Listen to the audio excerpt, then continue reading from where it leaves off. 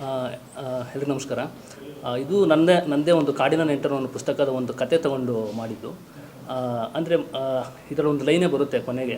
ನಾವು ಅಂದರೆ ತುಂಬ ಡಿಸ್ಕಸ್ ಮಾಡಿದ್ದೀವಿ, ಇದರಲ್ಲಿ ಸಾಕಷ್ಟು ಪ್ರಾಣಿಗಳ ಬಗ್ಗೆ ಮಾಡಿದ್ದೀವಿ. ಮೇಯ್ನಾಗಿ ಉರಗ ಸಂತತಿ ನಾವು ಇಟ್ಕೊಂಡ್ರು ಕೂಡ ಕೊನೆಯದಾಗಿ ನಾವು ಹೇಳಲಿಕ್ಕೆ ಬಂದಿದ್ದು ಮನುಷ್ಯನ ನಂಬಿಕೆ ಬಗ್ಗೆ. ಅಂದರೆ ಈಗ ಒಬ್ಬ ಮನುಷ್ಯ ದೇವರನ್ನು ನಂಬೋದು ಅಥವಾ ಇನ್ನೊಬ್ಬರು ತಂತ್ರಜ್ಞಾನನ ನಂಬೋದು. ಬಟ್ ಆ ನಂಬಿಕೆ ಅನ್ನೋದು ಅವನು ಬದಲಾವಣೆ ಮಾಡ್ಕೊಬೇಕು, ಅಥವಾ ನಂಬಿಕೆ ಜೊತೆನೇ ಹೋಗ್ಬೇಕಂದ್ರೆ ಮತ್ತು ಅವನೇ ಆ ಬದಲಾವಣೆ ತಂದ್ಕೊಬೇಕು. ಓಕೆ, ನಾನು ದೇವ್ರು ನಂಬ್ತೀನಿ ಅಂದರೆ ಕೊನೆ ತನಕನೂ ಅವನು ನಂಬ್ತೇನೆ, ನಂಬೋದಕ್ಕೆ ಒಂದು ಪ್ರಬಲವಾದ ಕಾರಣ ಇರುತ್ತೆ. ಆಮೇಲೆ ಆ ನಂಬಿಕೆ ನಮ್ಮಲ್ಲಿ ಕಾಡು ಉಳಿಸುತ್ತೆ ಅನ್ನೋದಕ್ಕೂ ನಾನು ಅಲ್ಲಿ ಹೇಳಿದ್ದೀನಿ ಚಿತ್ರದಲ್ಲಿ. ಈಗ ನಾಗರಬನ ಅಂತ ಹೇಳಿದ್ರೆ ಒಬ್ಬ ವ್ಯಕ್ತಿ ಆ ನಾಗರಬನಲ್ಲಿದೆ ಅಂದರೆ ಭಯಪಡ್ತಾನೆ ಹೋಗಲಿಕ್ಕೆ. ಆ ಭಯಪಡೋದ್ರಿಂದ ಕಾಡು ಉಳಿಯುತ್ತೆ. ಅದು ನಾವು ಮೌಢ್ಯ ಅಂತ ಕರೆಯೋಕ್ಕಾಗಲ್ಲ. ನಂಬಿಕೆ ಮತ್ತು ಮೂಢನಂಬಿಕೆ ಮಧ್ಯದಲ್ಲಿ ಒಂದು ತೆಳುವು ಎಳೆ. ಸೊ ಈ ಒಂದು ಎಳೆಯನ್ನು ಇಟ್ಕೊಂಡ್ಬಿಟ್ಟು ನಾನು ಕಂಪ್ಲೀಟು ಕಥೆನ ಹೆಣೆದಿದ್ದು.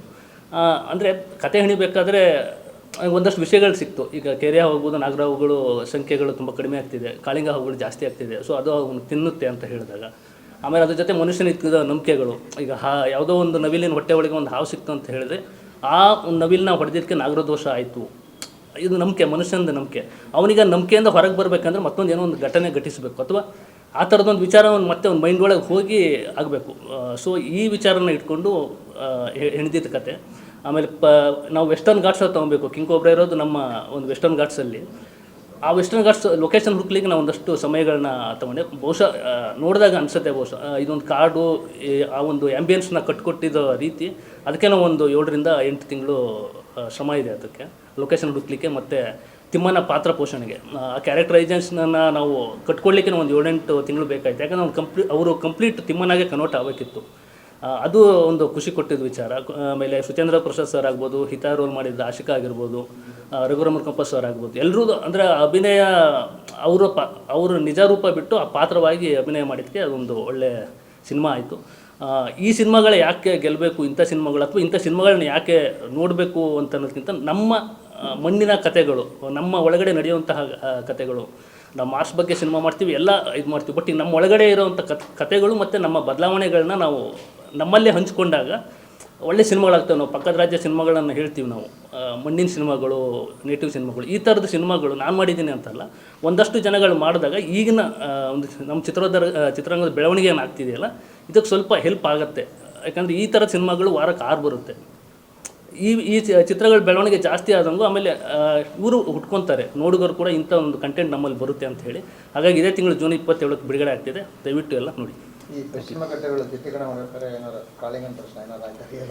ಇಲ್ಲ ಆ ಥರ ನಾವು ಕಾಡಲ್ಲಿ ನಾವು ಶೂಟ್ ಮಾಡ್ಬೇಕಾದ್ರೆ ಸಣ್ಣ ಪುಟ್ಟ ಹಾವುಗಳು ಇದಾಗಿದೆ ಮತ್ತು ಪ್ರಾಣಿಗಳದೆಲ್ಲ ಇದಾಗಿದೆ. ಬಿಟ್ಟರೆ ಕಾಳಿಂಗ ಸರ್ಪಗಳು ಹಾಗೆ ಸಿಗೋಲ್ಲ. ಯಾಕಂದರೆ ಅದು ಗೌರಿಶಂಕರ್ ಸರ್ ಗೊತ್ತಿರುತ್ತೆ, ಅದು ಡೀಪ್ ಫಾರೆಸ್ಟ್ನ ಹೋದಾಗ ಸಿಗುತ್ತೆ.